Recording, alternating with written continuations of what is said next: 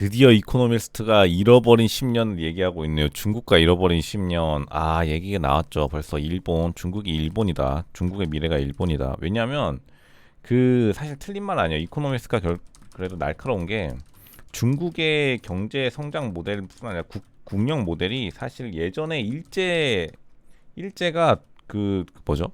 뭐냐 극동화 전략이랑 비슷해요. 그러니까 중국의 사실 문제점도 비슷했는데 중국이 터진 거죠. 이번에 디플레이션에 걸려버렸죠. 디플레이션이란 게 뭐냐면 디플레이션이 말 그대로 말하면은 이제 사실 그러니까 그런 거예요. 디플레이션이 뭐 현상적인 의미는 실업률이 올라가고 물가가 떨어진다는 건데 냉정하게 말하면 내부 활력이 줄어든 거예요. 내부 활력이 줄어들면 당연히 실업률이 올라가고 내부 그 물가가 낮아지겠죠.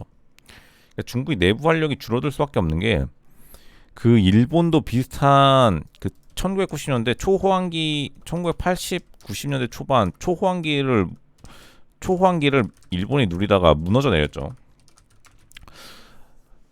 무너져 내린 게 결국에는 일본도 활기를 순식간에 잃어버리면서 무너져 내렸기 때문에 잃어버린 30년까지 가는데 이코노미스트는 어떻게 볼지 한번 볼게요.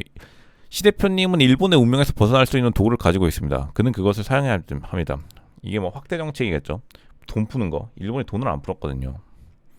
노무라 연구소의 리처드 군은 최근 강연에서 중국 주택 거품이 꺼진 후에 중국 언론인, 경제학자, 투자자, 때로는 정책 위반자로부터 우리도 일본에 갈 수 있느냐고 묻는 전화를 수없이 받았다고 말했습니다. 노무라 연구소 일본 건데 중국의 경제학자, 부동산업자들이 중국의 부동산업자들이 감각은 되게 좋으시더라고. 인터뷰하는 거 보니까. 사실 근데 그 비슷하긴 하네요. 부동산으로 촉발됐지만 일본과 중국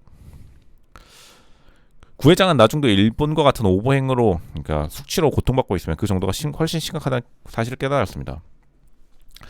자세히 살펴보면 중국 기업이 부담하는 부채 대부분은 국유기업에 부담하고 있으며 국유기업은 중국 정책 입원자들이 필요로 하는 경우 국유은행의 지원을 받아 계속 차입하고 지출할 것입니다. 좀 다르긴 하죠. 중국의 부동산 호황이 끝나면서 가계의 자산이 줄어들었고 중국의 자금 흐름 통계에서도 드러난 기업 행동의 변화는 대부분 뭐 중국은 공기업들을 위주로 돌아가기 때문에 일본과 같은 불황에 빠져 있지 않다는 걸 보여줍니다. 엄청난 차이점을 강조하고 싶어하는데 구회장은 이제 중국이 일본 같지는 않다라고 하는데 근데 사실 지금 좀 잘못 그 행동하면 중국이 일본보다 훨씬 더 깊은 침체에 빠질 수 있어요. 왜냐하면 산이 높으면 골이 깊다고 했나요? 중국이 일본은 그래도 1960년대부터 치고 올라간 다음에 1980년대 빵 치고 올라간 거라면 중국은 사실 이러고 있다가 한 번에 2008년도에 이렇게 했다가 지금 이렇게 온 거죠. 그러니까 일본은 잃어버린 10년이라 할지라도 꾸준히 선진국은 유지했는데 중국은 그냥 이 지하실이 어딘지도 몰라요. 예전에 1990년대 그 세계에서 무시받던 중국으로 내려갈지 아무도 모르는 게 제조업만으로는 뭐 역시 한계가 있죠. 서비스업으로 넘어가는데 중국 서비스업도 지금 구하향 몰락하고 있어서 중국 당국은 지금까지 느리게 대응하고 있습니다. 결국에 이코노미스트도 중국의 느린 대응, 그러니까 돈을 빨리 안 푸는 거, 확대 정책을 풀지 않는 것에 대해 의문을 가지고 있고 대차 대조표를 망가뜨린 거를 꺼리기 때문이라는 것도 아이러니. 그러니까 이게 아이러니긴 하죠. 생각 외로 사람들이 지금 당하고 있는 게 중국 중앙정부가 경제 위기가 있으면 돈을 풀 거라 생각했는데 돈을 안 풀고 끝까지 있어요. 물음표.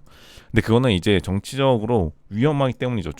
왜냐면 돈을 푼다는 게 기존의 노인들의 표를 순식간에 잃어버리는 일이거든요. 왜냐하면 노인들이 저축을 많이 하기 때문에 대체적으로 중국의 특히 노인들이요. 그러니까 돈을 풀어버리면 노인들의 그 자산 가치가 폭락해버리는 거죠. 그러니까 유주택자 노인들은 상관없는데 무주택자 노인들의 표를 많이 잃어버리기 때문에 중국 그 중앙당에서 계산을 끝낸 다음에 돈을 끝까지 안 풀고 있어서 청년 실업률 41%를 찍게 된 거죠.